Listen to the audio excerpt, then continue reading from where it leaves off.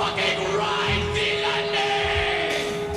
Ride the Lightning is easily one of the best albums of all time, and if you disagree, you probably like Nickelback or something. That being said, here's some little things I find cool about the album.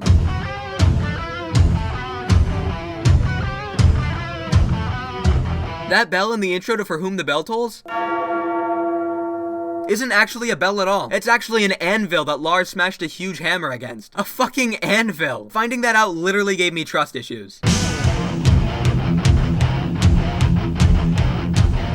The Call of Cthulhu was originally titled When Hell Freezes Over, and I'm not gonna lie, that sounds a lot more badass than the Call of Cthulhu, which by the way is misspelt. Metallica says they misspelt it because by saying Cthulhu's name it makes him stronger, so I guess misspelling it is a way to work around it, or maybe they were just too drunk to notice it was wrong. After all, this is Alcoholica we're talking about. Ride the Lightning was the last album to receive songwriting credits from their former guitarist Dave Mustaine, who wrote this guitar riff in Ride the Lightning,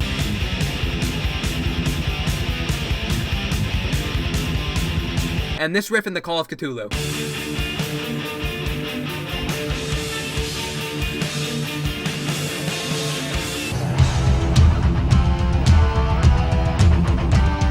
James Hetfield almost didn't even sing on the album. According to almost anyone who knew him back then, James was a very shy person in the early days of Metallica. On top of that, not even James himself wanted to be the singer. Honestly though, it makes a lot of sense. Just listening to a clip of his voice back then makes you understand.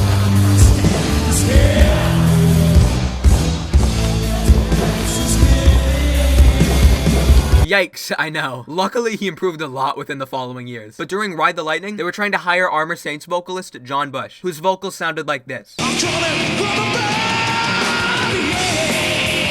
John politely turned down Metallica's request to sing in the band, which has to be in the Hall of Fame as one of the biggest mistakes of all time. Look, I'm glad he didn't join the band because of how much I love James's vocals, but imagine turning down being in Metallica. That's like finding $1 million and not picking it up.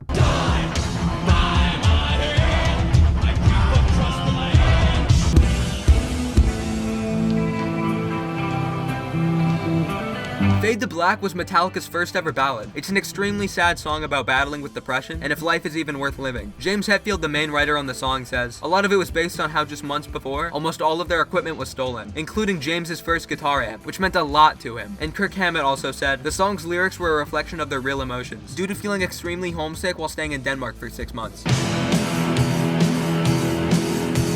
Speaking of that, did you know that Metallica recorded Ride the Lightning in Copenhagen, Denmark? They chose to record in Denmark because it was about 3 times cheaper while having double the studio time that they would get anywhere back at home. We needed to be there longer. We worked out a deal with the studio, but we didn't have any place to live, you know? And so we actually ended up living upstairs in like the storage room where they kept all the tapes. There'd be a space on the floor and literally fucking 3 sleeping bags and then shelves of like, you know, master tapes.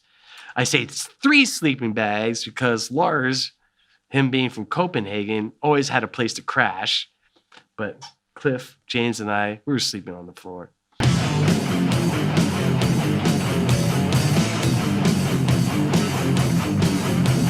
Kirk Hammett heard the phrase Ride the Lightning in a Stephen King passage he was reading. The term was about a man who had just been given the death sentence and now had to get the electric chair as punishment. Kirk took the phrase to James, and James went on to use it as the album and song title. But now I just wonder, what would they have named the album if Kirk never saw that quote? I can't fucking hear you! Ride the Lightning is James Hetfield's favorite Metallica album. He says Ride the Lightning is the first album Metallica actually got to sit in the studio and help determine how they wanted everything to sound. Plus, it's Ride the fucking Lightning. Who doesn't love it?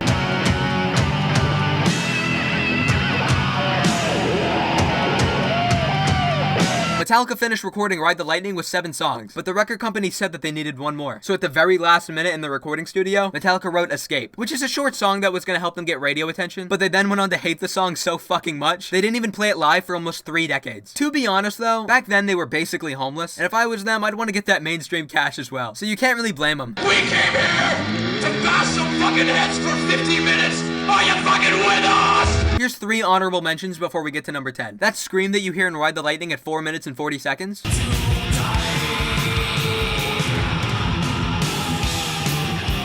That's actually Lars screaming, and now you'll never be able to unhear it. Sorry.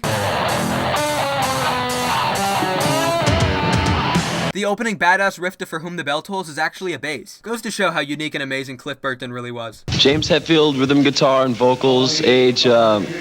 I play drums and I'm 22 years old. Metallica was only 20 to 22 years old when they made Ride the Lightning. Yeah, Ride the Lightning, arguably the best metal album of all time. It was written mainly by James Hetfield and Lars Ulrich, who were both around 21 years old at the time. And finally, number 10. The Ride the Lightning album cover shows an electric chair levitating into the sky, with the Metallica logo shooting lightning down upon it. But is no one gonna point out how the lightning makes a perfect M? I don't know if that was on purpose or not, but it's such a cool little detail that goes so far overlooked. Oh, and if any of you Nickelback fans are still here, maybe you aren't that bad after all. Okay, that's all. Later, nerds.